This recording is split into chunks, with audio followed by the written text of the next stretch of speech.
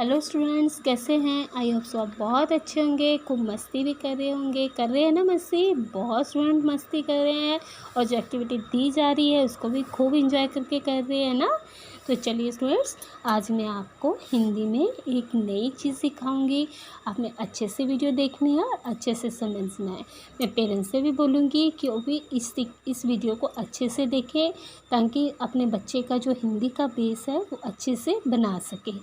ठीक है, तो चलिए ध्यान से देखते हैं इस वीडियो को। क्या करना है आपको बस पता है कि पहले होमवर्क लिखना है, फिर डेट और मंथ और ईयर लिखना है। इससे आपको ये तीनों चीज़ें लर्न हो जाएंगी। अगर ये डेली करेंगे तो आपको अच्छे से ईयर, मंथ और जो डे है वो लर्न हो जाएगा। चलिए स्टूडेंट्स, अब मैं पेरेंट्स से ये बोलूँगी कि मैक्सिमम पेरेंट्स को ये रहता है कि उनके बच्चे का जो है 50% सिलेबस हो गया है। ठीक है, मान लो आपके बच्चे का अगर 50% सिलेबस हो चुका है और आपको पूरा कॉन्फिडेंस है कि उनको आता है, लेकिन मैं एक बात क्लियर कर दूं पेरेंट्स कि बच्चा सीधा लिख लेता है। ठीक है, उनको सीधे सब कुछ आता है लिखने, लिख लेंगे, फटाफट लिख लेंगे, 1 मिनट नहीं लगाएंगे। तो आपको रहता है कि मेरे बच्चे को तो सब कुछ आता है, लेकिन जब हम उनको बीच में से कुछ करवाते हैं तो वो कंफ्यूज हो जाता है। मान लो आपने उसको बोल दिया लिखो बेटा ऊ उल्लू, तो वो ऊ या ऊ ऊन लिखने के लिए बोलो तो वो ऊ उल्लू और ऊ ऊन में कंफ्यूज हो जाएगा कि वो पहले वाला मैक्सिमम बच्चे पूछते हैं पहले वाला कि आगे वाला। तो उनको आपने इस चीज़ की बहुत ज़्यादा प्रैक्टिस करानी है बीच में से। ठीक है, एक छोटी सी टेक्निक बताऊंगी, उसके करने से बच्चे को बहुत ज़्यादा बेनिफिट होगा। उसका बेस जो है वो अच्छा रहता है। पेरेंट्स को रहता है कि मेरा बच्चा तो कर लेता है, उसको कोई ज़रूरत नहीं है बीच में से कराने की। लेकिन मैं पेरेंट्स इतना बता दूँ, हिंदी सब्जेक्ट ऐसा है, ये जो बेसिक होते हैं ये बहुत ज़्यादा कंसेप्ट क्लियर करने पड़ते हैं। अगर इनकी हिंदी जो वो LKG में ठीक रहेगी, उनको पहचान होगी, तो आगे जाकर उनको शब्द जोड़ने में भी दिक्कत नहीं होगी और आगे क्वेश्चन आंसर या प्रश्न उत्तर बनाने में भी कोई दिक्कत नहीं आएगी। वो इसलिए सब कुछ कर लेते हैं। ठीक है, तो मैं आज आपको एक छोटी सी चीज़ बताऊंगी, उसको आपने फॉलो करना है। जिन पेरेंट्स का सिलेबस ऑलमोस्ट 50% हो चुका है उनके लिए भी, और जिनका नहीं हुआ है वो भी इस तरीके की प्रैक्टिस कराएंगे, तो उनको आगे चलकर दिक्कत नहीं आएगी। तो देखिए, हमने कुछ नहीं करना है। हमने इनकी प्रैक्टिस के लिए डेली 5 शब्द लिखने हैं। ठीक है, आपने ऊपर लिख कर ही देने हैं उनको।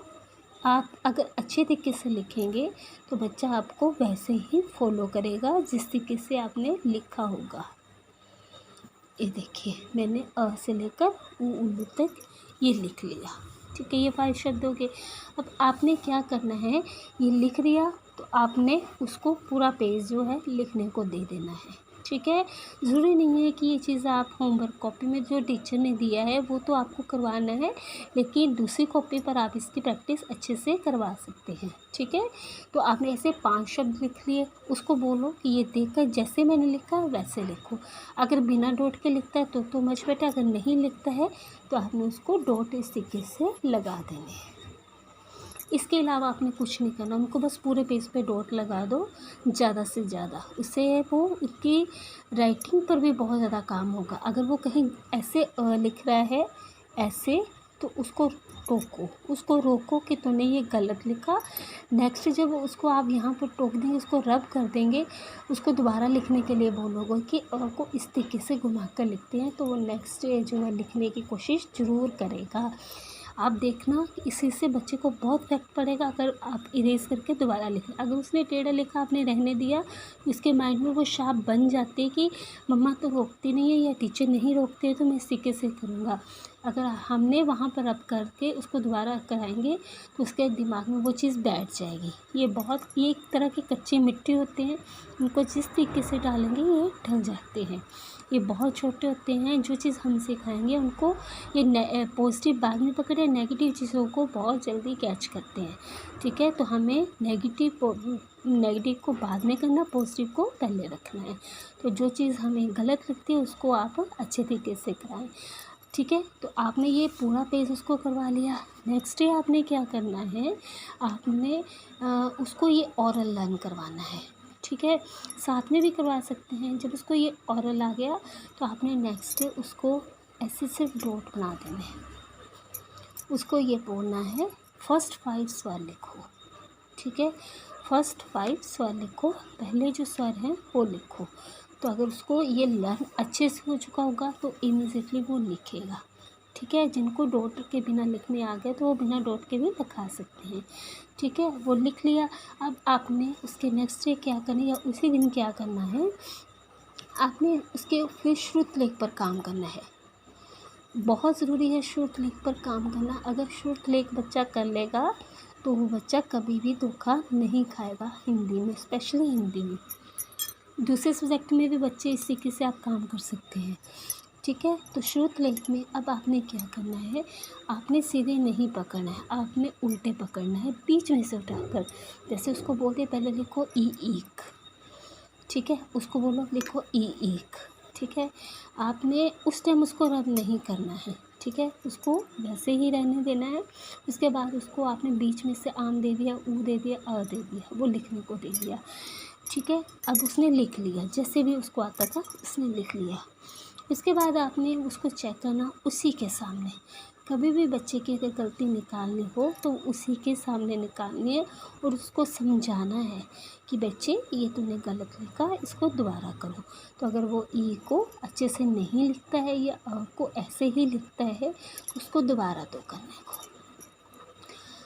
उससे क्या होगा कि अगर बच्चा इंटरेस्ट ले रहा है, मुझे ज़्यादा नहीं कराना। अगर आपको 5 शब्द ज़्यादा लगेंगे तो आप थोड़ा कम कर दीजिए, लेकिन ये चीज़ें कराकर बच्चे को बहुत ज़्यादा बेनिफिट मिलेगा।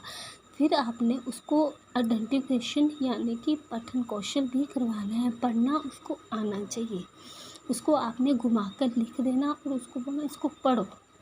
ओरल तो उसको अगर वो आ गया तो वो तो कर लिया, लेकिन कई बार अब हमारे बच्चे को पढ़ने नहीं आता है तो आपने उसको पढ़ने भी सिखाना है, लेकिन थोड़ा सा घुमाकर। हर चीज़ को थोड़ा सा घुमा फिरा कर करेंगे तो बच्चा ईज़िली सीखेगा। इसलिए उसको आपको आपके बच्चे के बारे में पता होता है कि बच्चा ईज़ी शब्द को पहले पकड़ता है कि टफ को। तो जो चीज़ वो करता है पहले उसी को करवाएं। फिर आपने इसको थोड़ा सा घुमा फिरा कर करना है। तो मैं पूरी कोशिश रहती है कि बच्चा इस चीज़ को करेगा। पूरी गारंटी रहेगी कि बच्चे का जो बेस है वो अच्छे से बन जाएगा। इस तरीके से बच्चे की बेसिक जो है वो क्लियर भी हो जाएगी और आपको भी टेंशन नहीं होगी। कोई भी कहीं से कुछ भी करवा देगा तो आपका बच्चा जो है वो ईज़िली करेगा। इसी तरीके से आपको स्वर कराएगी, इसी तरीके से आपने अपने व्यंजन की भी प्रैक्टिस करनी है, ठीक है। तो प्लीज़ इस वीडियो को आपने अच्छे से देखना है, बच्चे को अच्छे से सिखाना है। स्टूडेंट्स आपने भी इस चीज़ को फॉलो करना है। जैसे आपके पेरेंट्स आपको कराएं वैसे ही करना है, जैसे आपको टीचर बताए वैसे ही करना है। वीडियो को फॉलो ज़रूर करें, इससे आपको बहुत कुछ सीखने को मिलेगा, ठीक है students. Okay, take care, bye.